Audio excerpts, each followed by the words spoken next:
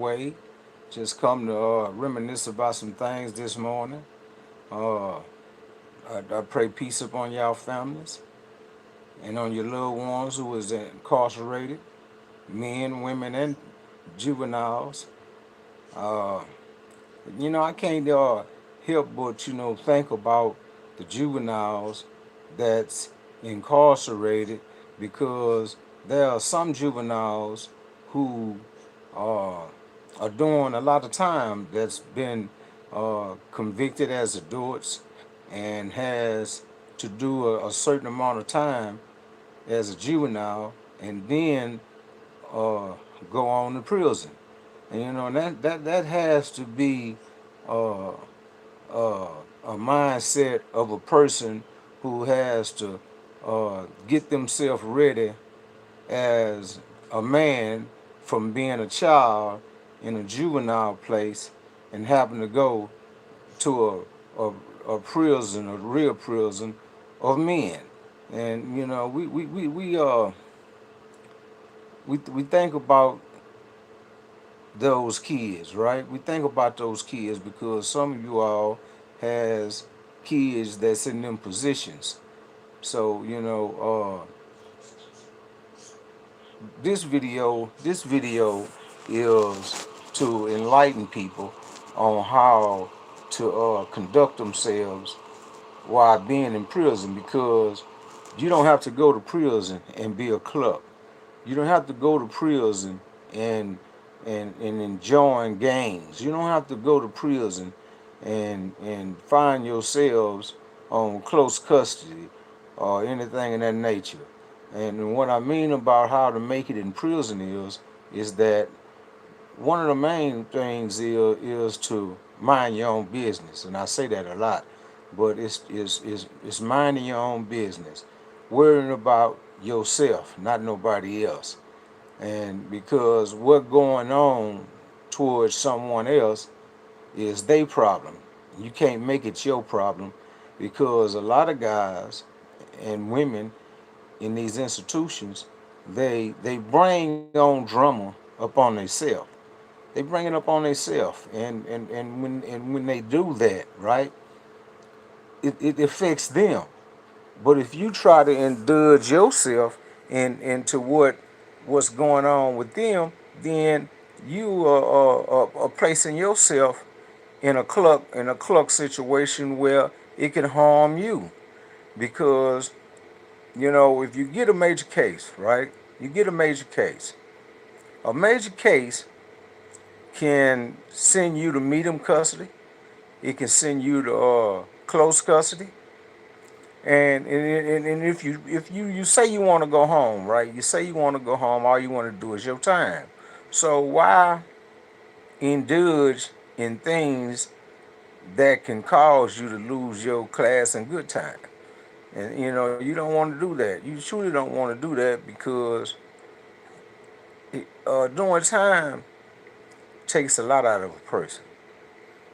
Doing time it stops you from being a family man.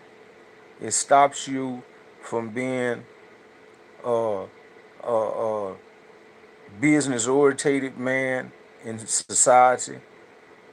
We have to think about what it's like to be in prison and not make it. And when I mean not make it is that you can indulge yourself with other offenders, right? Who who is not trying to better themselves. And if they not trying to better themselves, then what good does it to indulge with these individuals if you trying to better yourself? If you trying to better yourself, you want to deal with people that's trying to better themselves. And that should be your main focus. Your main focus. And I know we have probably some viewers and subscribers out here that's probably facing time, and it's just not about facing time. This could be about a conversation that you could have with your loved ones when they call, when you go see them, on how are they doing? You know, you would ask them, you would ask questions on their behavior, their conduct.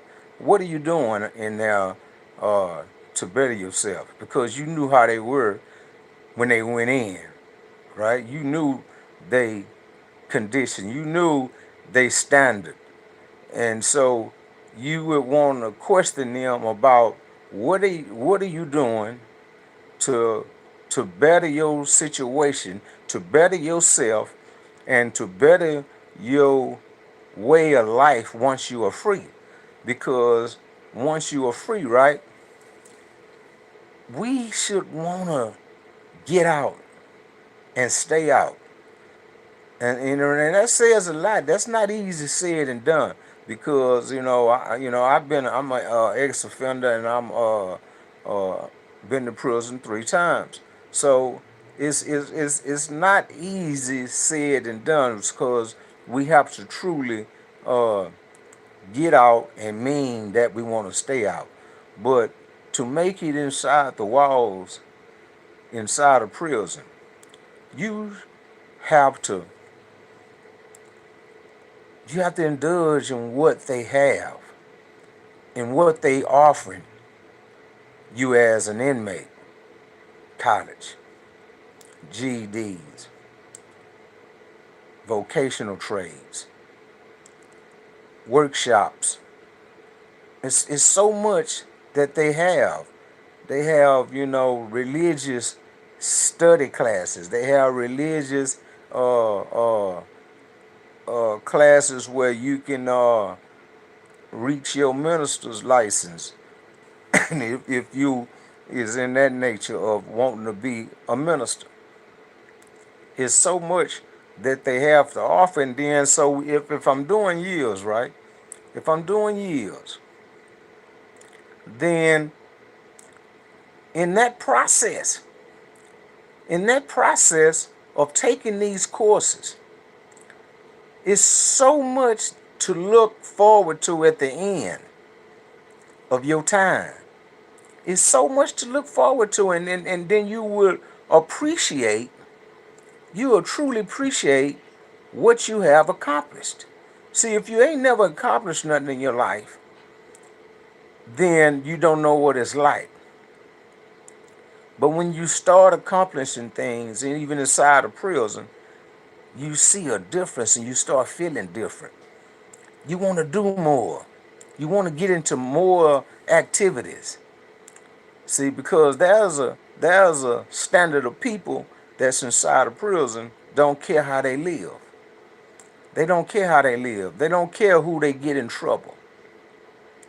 There's a standard of people that's in prison who truly doesn't care about anybody else. About anybody else. And then you have those that side of people that cares about everything and everybody.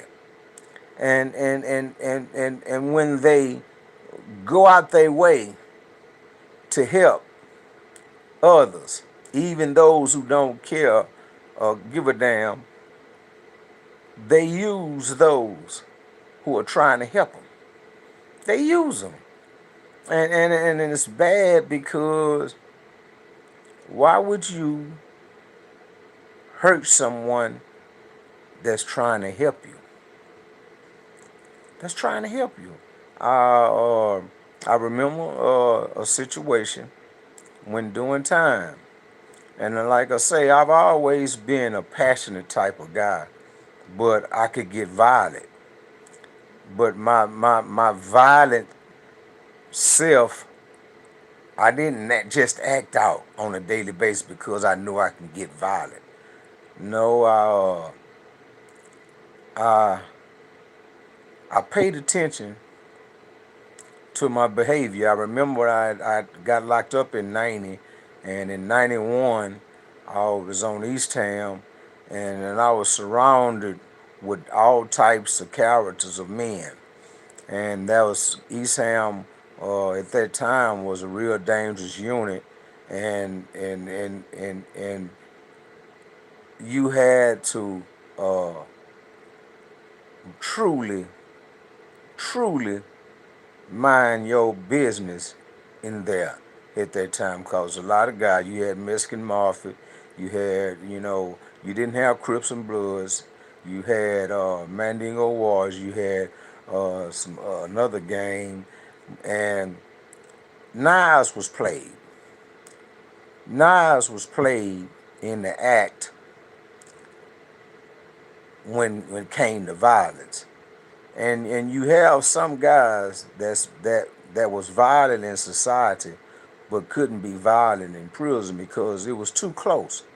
It was too close upon the men that you had to be violent with. You had to hurt somebody either with your hands or you had to hurt somebody with a weapon.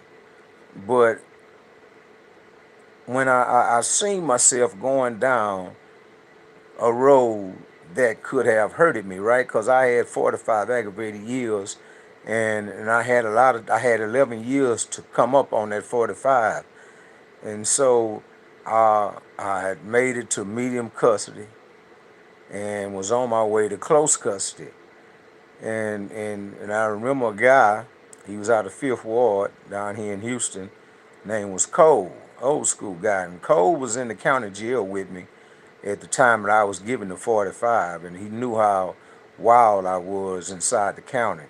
But Cole came to me one day, we was on East Ham together, and he told me, he said, look out, Dre. He said, baby, you got too much time to be acting like you acting, baby. He said, you got to put yourself in position. And the route that you taking is not going to put you in position.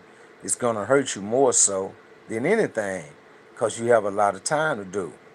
And my mindset was focusing on the fact that I needed to act out at that time. I needed to be a fool at that time. But what Cole said made sense, placing myself in position. So in after 91, 92, I straightened my act out. I got in school and everything. I got my GED, and I got into college prep, and it felt good to me. It felt good to me because I still knew the clucks. I still knew the clucks.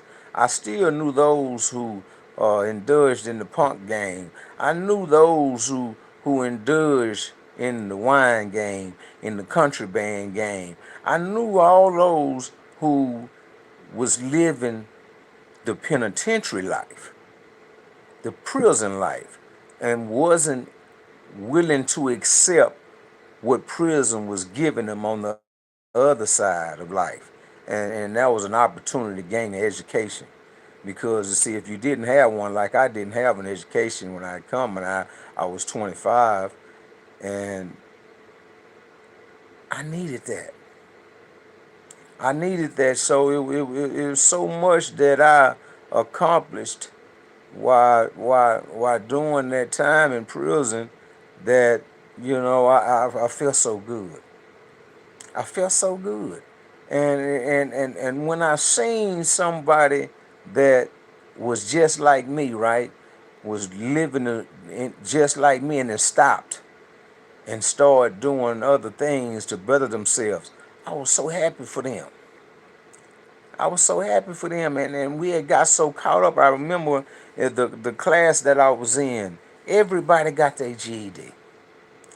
Everybody in that class had got their GED because we had a teacher named Mr. Dominique, and Mr. Dominique taught us well, and he taught us how to get our GED.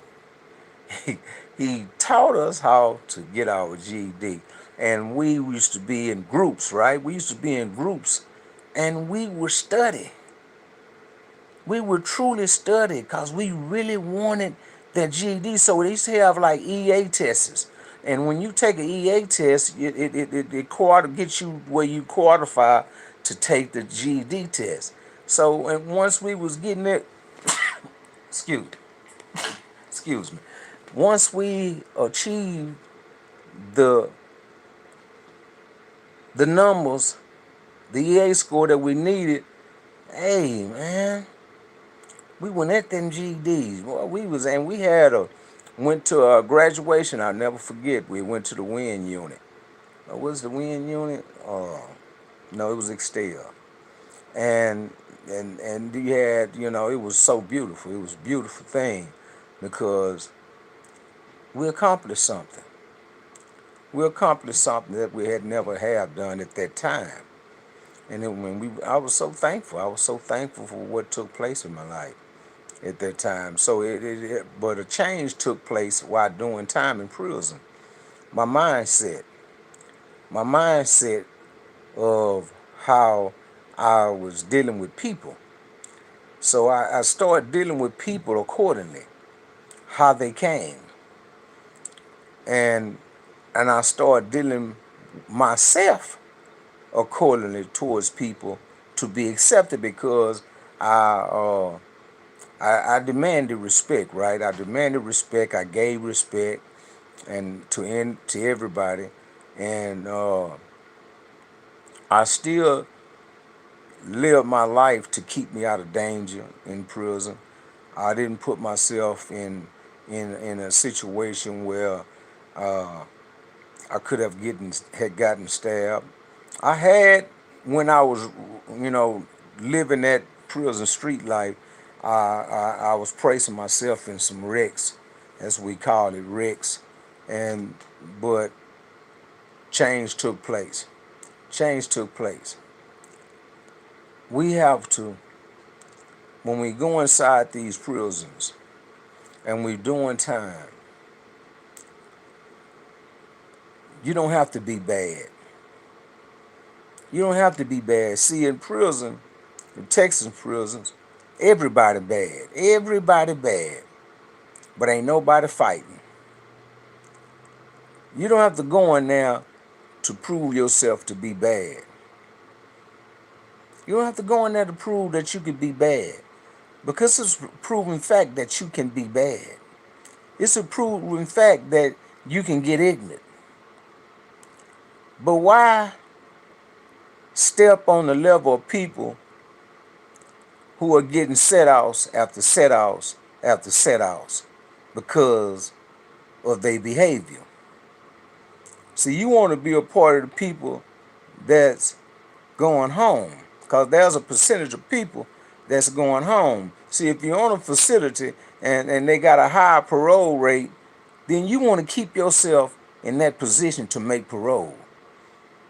To make parole. That's the goal. See, that's the goal. Making parole. Not discharging.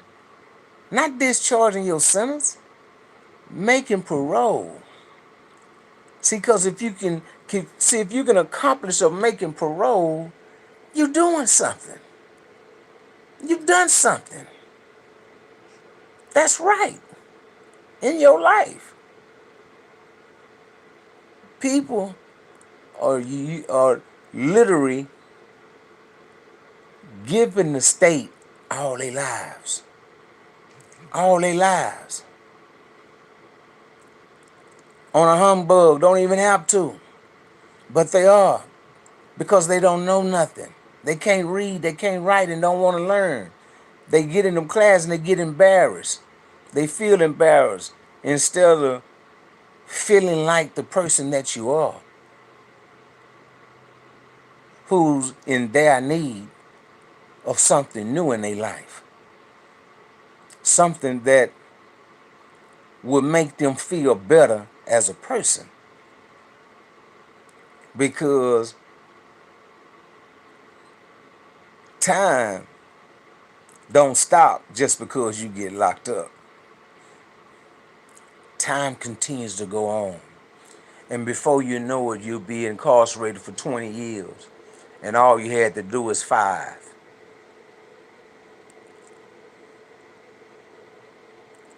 I love myself, right? I love myself.